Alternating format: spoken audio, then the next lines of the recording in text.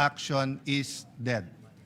So importante po ang faith, pero importante po ay kumilos tayo ayon sa ating pananampalataya. Everyone has faith. Some people have faith in money, some people have faith in relationships, some people have faith in power. But of course, I'm talking about the faith in God, the faith in our country, and the faith in each other. So, Madam President, this leadership change is an opportunity for the Senate to take the lead in areas where the ordinary Filipino feel neglected. Without pointing fingers or no condemnation for any other leader or any other Congress in the past, let me talk about how I feel people feel at this point in time.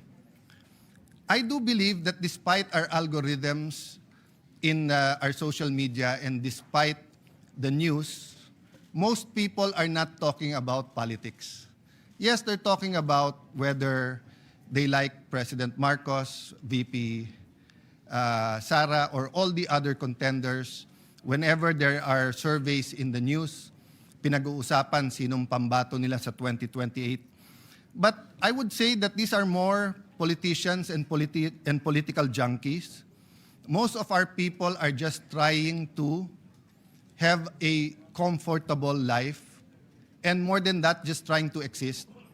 Yung personal safety lang, makapag-aral yung anak, madala sa ospital or may gamot man lang kung may sakit, how to make ends meet, paano siguraduhin na kung part-time yung trabaho, magkasya, pag hindi part-time yung trabaho, siguraduhin na hindi magsara yung kumpanya o yung maliit na negosyo. People are thinking about the future of the country, but the reality is we act as individuals and as families and as communities before we act as a nation. Madaming umaasa sa leadership change na to sa pagdating ng direksyon ng ating bansa. So we can keep talking about Senator Bato. And 100%, I will always owe him for risking his liberty. And after siya habuling kahapon, risking his safety and his life, risking his quality time with his family, risking the many, many things that he can do for being here today. No one can say where he'll be going in the next few days, the next few weeks.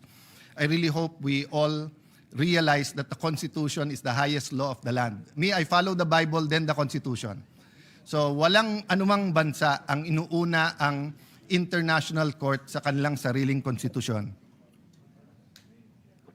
Kahit anong treaty po, sabi po sa Pangilinan versus Cayetano Supreme Court case na kapag kayong treaty o nilalaman nito o implementation nito, I'm paraphrasing, is unconstitutional, ang masusunod yung Constitution, hindi po yung batas. So putting that aside, putting aside, like everyone else, I am tempted to talk about politics or to talk about Senator Bato. When we talk about corruption, partly it is about politics because the mishandling of the flood control scam, and when I say mishandling, I'm talking in general, whether you talk about the ICC, whether you talk about the whole of government, whether you talk about the DPWH, whether you talk about the Blue Ribbon Committee, even myself, even my participation in any of this investigation or non-participation, nilalahat ko na. We all mishandled it for many reasons. We didn't start with the truth. We didn't start with sino ang most guilty, ano ba talaga ang ghost, ano po ang hindi, etc. But the point is, Mr. President, Madam President, napakalaki ng issue na to in terms of amount and in terms of time and saan na ilagay. To give you a perspective, 50 billion lang ang budget ng DPWH in the last year of President GMA. But I think last year, 2025, kung na-release lahat, I think 2024, lumampas ng 1 trillion sa pesos sa DPWH alone.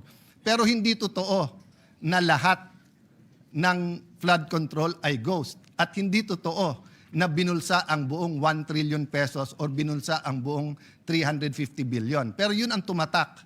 And the problem is, any Tom, Dick, and Harry na barangay captain, konsihal, mayor, congressman, even senators, administration, opposition, pag merong kang isang contractor dun sa lugar na yon na kasama sa listahan, ang target hindi the truth eh.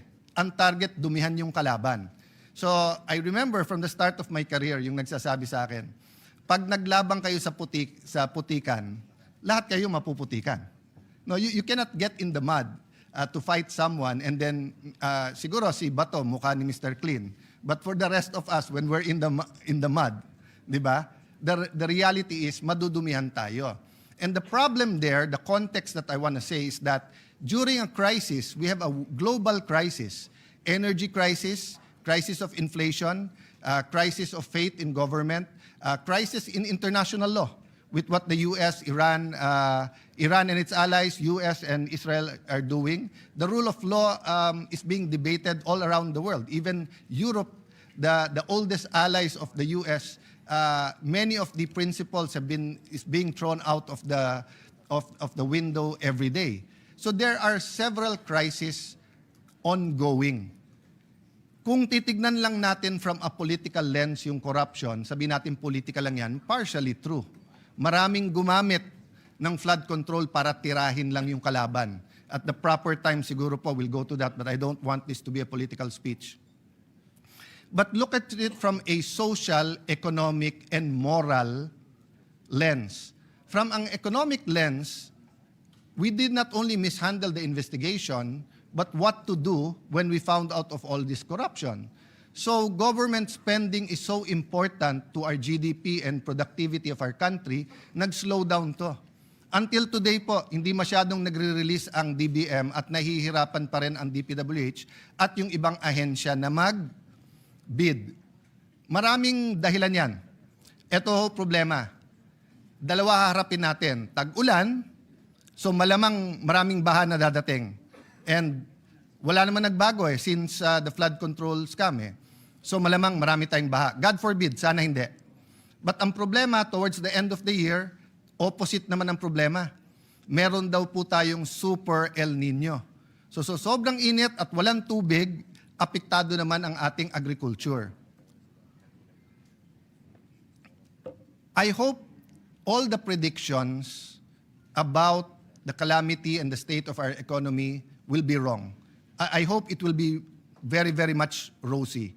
But if you look at the GDP projections, for example, since the last quarter last year, 50% off So pag sinabing 5%, 2.5%. Pag sinabing 6%, 3% lang. Ang layo. And the GDP might look like, a highfalutin economic term, and I'd rather use presyo, trabaho, kita. Masyado ba mataas ang presyo na hindi natin mabili yung dapat natin bilhin? Maliit ba masyado ang kita na hindi pa rin natin pwedeng bilhin yung gusto natin bilhin kahit mababa ang presyo? And trabaho. May trabaho ba ang tao? And not only trabaho na kumikita ang tao, but trabaho ba na may dignidad? So from an economic lens, corruption affects our everyday problems. And I think during the times that we talk about big scandals in our country, corruption scandals, suddenly, hindi lang presyo, trabaho at kita, hindi lang PTK, may isa pang K or C if English ang gagamitin natin, corruption. So right now, I feel that on the mind of every mother, of every father, of every lolo, lola, is the basics, health, education, pagkain, kuryente. Of course, sa mga highly urbanized, it's the internet, no? Food prices are steadily rising. Unfortunately, it seems that the 7% inflation rate is here to stay. Hindi mawawala yon. So just put it simply, kung kumikita ka ng 100 pesos in the year, 93 pesos lang ang halaga ng pera mo kasi 7% yung inflation. I mean, you can argue with me about the math, pero simplihan lang natin, di ba? If you have 1,000 pesos, 930 na lang yan. If you have 10,000 pesos, 9,300. So hindi masyado tumataas ang minimum wage at ang sahod sa ating bansa. Pero yung presyo ng bilihin, at least 7%. Yun ang problema natin sa food prices. Bakit po? Hindi naman po lahat sa inflation rate ay food prices, although most of it is food prices. So food is rising even higher than 7%. We are an archipelago where we lack fish.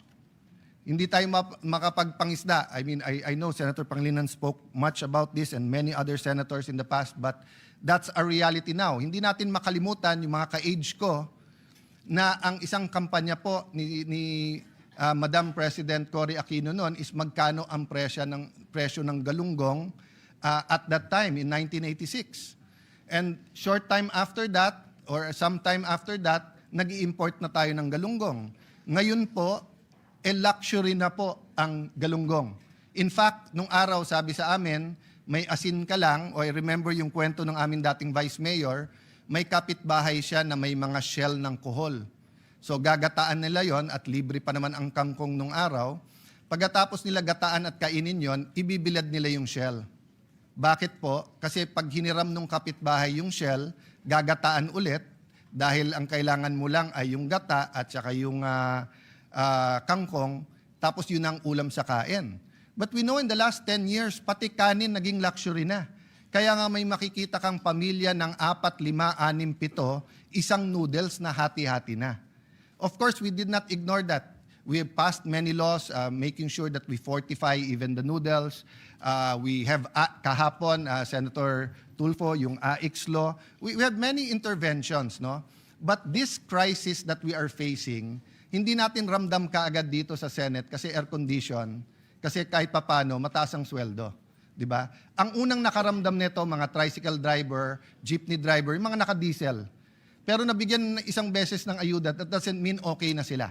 Kasi pababa ng pababa yung kanilang kita. More than 70 days after February 28, the economic slowdown is now affecting our investment level. Even the sentiment, nagdadahan-dahan na. And even yung mga sigurado, katulad halimbawa ng mga pharmaceuticals, medyo wala kailangan mo talaga bumili ng gamot kung may sakit ka. But most of our medicine is imported. And even those that are generic and are produced in the Philippines, to get them through Metro Manila with the traffic and the logistic costs have doubled. Not to mention if you have to bring it to Masbate, you have to bring it to Aklan, to Catanduanes, to Romblon. The logistics in Mindanao or even Batanes is incredible because, again, apektado tong lahat. The prices of gas was expected to go back to normal during the first few days of the crisis. Unfortunately, tinamaan yung critical infrastructure. So halimbawa po, sa Qatar at Bahrain, nung tinamaan po ang natural gas, ang subproduct or yung byproduct ng natural gas is urea or yung pangunahing ingredient or ginagamit na fertilizer. So 3 kagad yung tama. Bakit? Europe uses liquefied gas or natural gas for heating. So tumaas ang presyo ng diesel dahil yun ang kapalit. Tapos nung tinamaan yung production ng yung mismong planta ng urea, tumaas ngayon yung presyo ng fertilizer. India, who has the best processing plants or one of the best and supplies to us and to Asia, ang problema, they have more than 1.4 billion people. And they also use heating gas, they also use diesel, they also use urea, and they are the first to say, we will not export rice, we will not export fertilizer unless our needs are there. So I thank the Vietnamese government for continuing to help us by the supply of rice.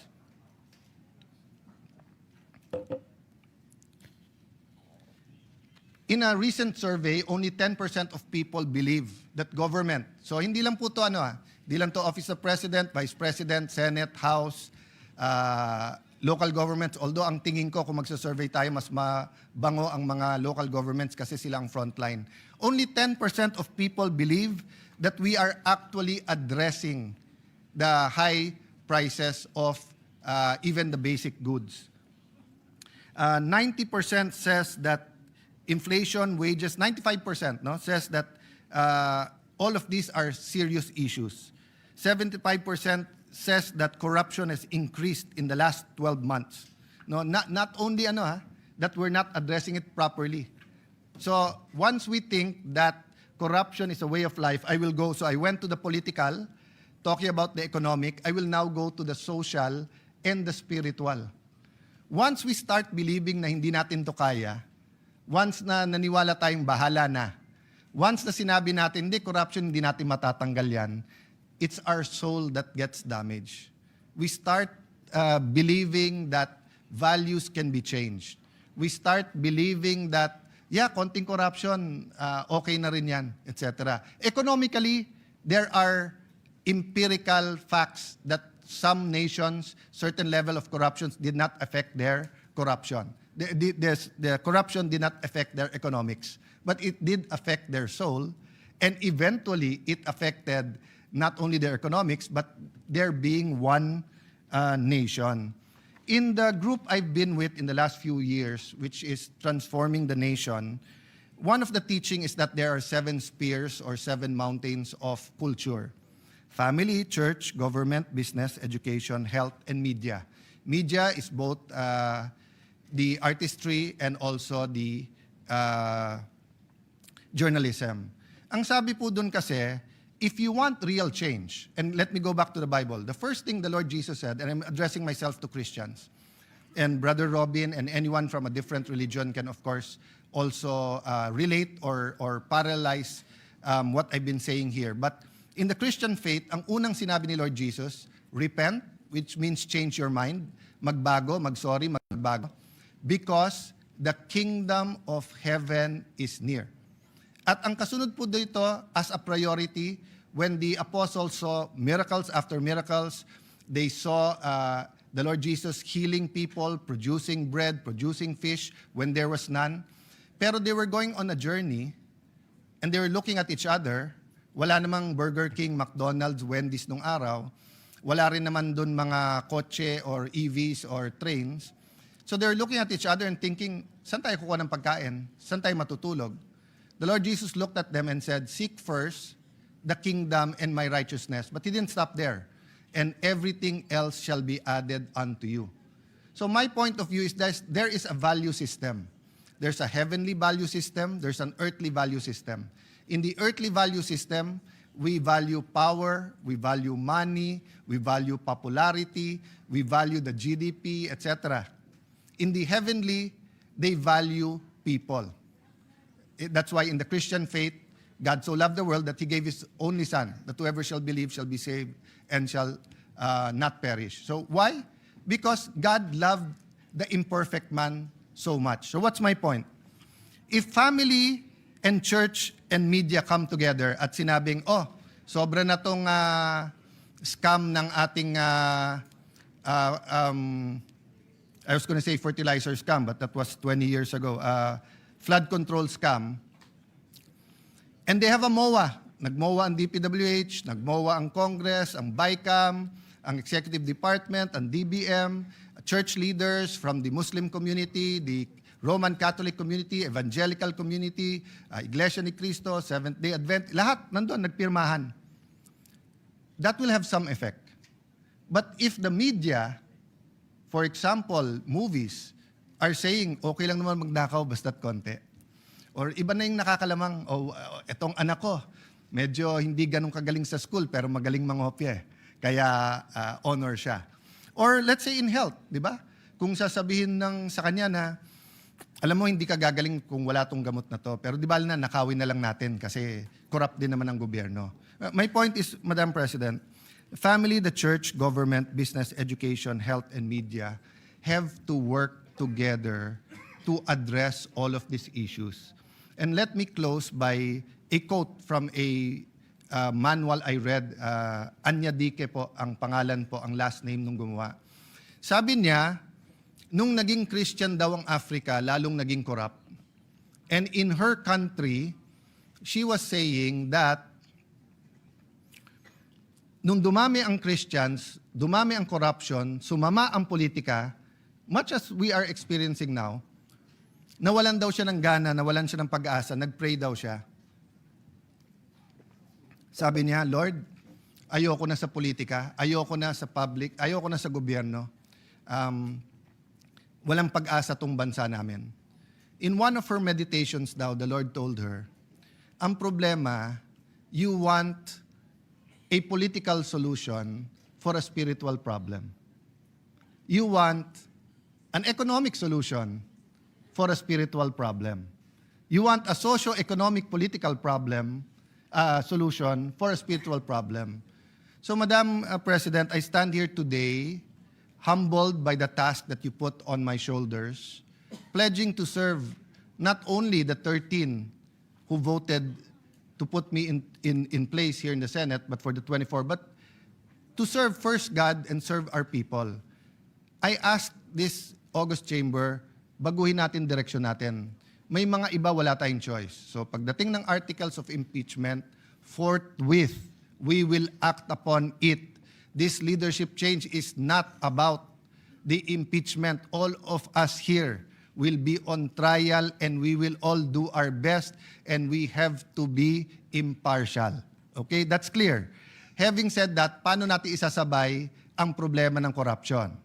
And having said that, pag corruption, mahilig tayo magturo sa mga kasama natin eh.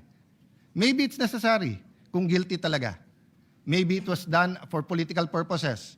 Saka na natin pag-usapan yon. But we have to find a way to investigate and change the corruption system in our country without burning the whole house down. 'Di ba? I mean, kung may anay sa bahay, tanggalin yung anay. Kung may mga daga sa bahay, hulihin ng daga o patayin, tanggalin sa bahay. Hindi mo susunugin yung buong bahay. No? But thirdly, Madam President, the economics. Kapit sa patalim ang maraming Pilipino. There are many things we can do. For example, we have had a lot of laws for agricultural modernization. But we need a productivity law for agriculture. Palaki ng palaki ang ating population, pero yung productivity natin nagpla-plateau eh. Tapos lalo ngayon na may Super El Nino, sabi nila ang fiscal space natin maliit. Yes, kasi nga during the 6 years o 5 years ng Aquino, maganda yung ekonomiya until the pandemic, 3.5 years ng Duterte, maganda yung ekonomiya. But since then, we have borrowed heavily. So yung debt to GDP natin medyo mabigat na, and then yung credit ratings natin apektado na. But still, Fidel Ramos was in a worse case. And he was able to say 10% savings at ilipat yung 10% na yun sa mga priorities. Korea at one point in time had so much faith in their leaders that they sold personal owned jewelry to pay their national debt and to rise up. Japan was devastated by 2 atomic bombs. But look at Japan now. So, Madam President, I'm here to stand today to say, let's list down our priorities together with the minority. Ano yung 5, 7, 10 na pinaka-importanting batas? So I'm meeting with the LEDAC people tomorrow kasi may LEDAC sa Tuesday. And hopefully, any member of this Senate submit to the Secretariat by tonight or tomorrow. Ano yung priority? But ang aking lang ipapakiusap sa inyo, wag muna yung personal advocacy kahit maganda. Ano yung game changers na mababago ang direksyon ng ating bansa? Many of our bills are important. Many of our bills have been pending for 50 years. Many of our bills are controversial. But I am sure there are 3, 4, 5, or maybe 7 or 10 bills in agriculture, in health, in education, in finances of this beloved country that we can do para pag sinabi, tara, trabaho na tayo. Hindi trabahong politika. Hindi trabahong tirahan, hindi trabahong bato-bato sa langit pag dumating sa Senado, sinong magagalit. Hindi po. Trabahong tapos na yun eh. Tapos na Monday, tapos na kahapon. I'd like to take this opportunity. Ang CIDG po nagsabi today, kung tama yung news report, they will respect our having custody of Senator Bato. So, hindi na siya isusupina. But with the permission of Senator Bato, if they want to investigate the EJK, they can come here and they can interview you. Di ba? None of us are above the law. I'd like to thank Secretary Remulla for the assurance that we will follow the law. The NBI, sinabi, iba dati, iba ngayon. So again, Madam President, yes, we will have to sometimes mention or go to the political aspects. No? I want to honor Senator Pia for saying yesterday, pwede ba ituloy ang hearing? So my good friend, nag-hello ako sa likod, I didn't know she'll be here. Waya, the farmers could have had their hearings, di ba? Senator Erwin, ang daming pending sa kanya. I was assuring him, pag wala naman objection sa floor, lahat ng dapat i-sponsor na. But I haven't consulted all 13 of my colleagues yet because we didn't have time a while ago. I also wanted to honor one of our colleagues who stood up during the break, Senator Win Gatchalian, and did a good job sa Protect hearing. No, I also believe that talagang itatayo naman ng executive yung uplift. But tingin ko, napabilis at napataas yung uplift dahil sa Protect. So at the proper time, Majority Leader, if there's no objection from everyone, I would ask if today we can ask him to continue as chairman of Protect.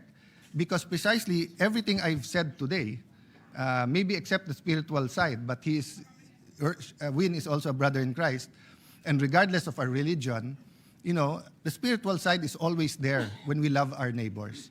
So, Madam President, dear colleagues, thank you for this opportunity to give me this opportunity to express what really is in my heart and mind. So may God bless the Philippines and God bless us all as we humble ourselves before the Lord and God. Thank you very much.